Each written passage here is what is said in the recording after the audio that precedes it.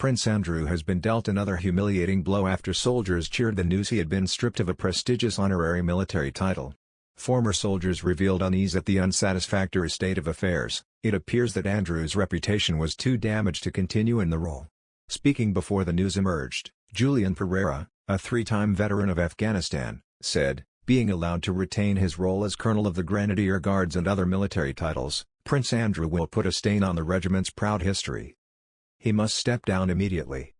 The revelations came on the same day that York Racecourse confirmed that it will rebrand one of its most historic events, the Duke of York Stakes.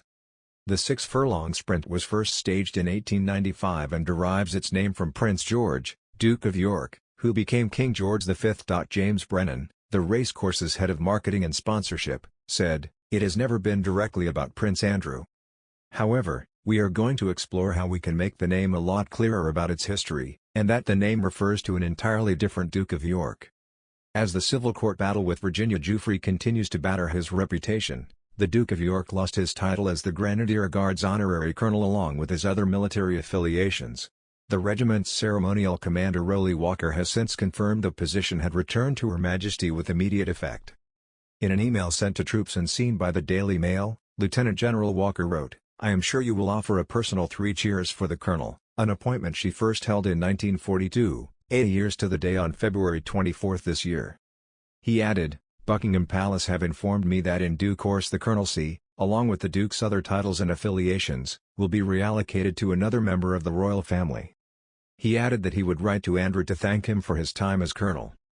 Andrew, 61, took over the role from his father, Prince Philip, when he retired from public life in 2017.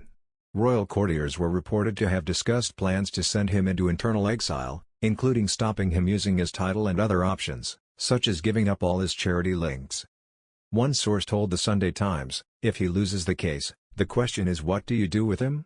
You can't make him resign like you would a normal person, but he would be asked to put his dukedom into abeyance." They reported that royal insiders said it would be difficult to persuade the Queen to take away the title of Duke of York as it was held by her father, George VI, before he became king, and she bestowed it on her favourite son. But he has disgraced that title. The Duke is also facing calls to ditch his honorary military roles so the Queen isn't forced to strip him of them herself should Ms. Giuffre's case succeed, defence sources told the Mirror. Andrew is currently Colonel-in-Chief of 9 military units, regiments and corps, but top brass think his roles have become untenable. One insider said, "If the case succeeds he must go, and that is the correct decision." Another added, "Even if Andrew is completely exonerated from any wrongdoing, he is now regarded as toxic. It is expected he will do the decent thing and resign."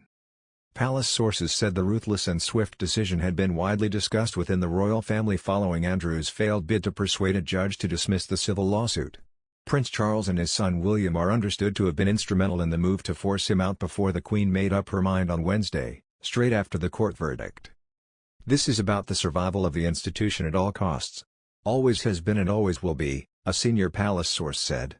In its statement the palace declared, "With the Queen's approval and agreement, the Duke of York's military affiliations and royal patronages have been returned to the Queen. The Duke of York will continue not to undertake any public duties and is defending this case as a private citizen."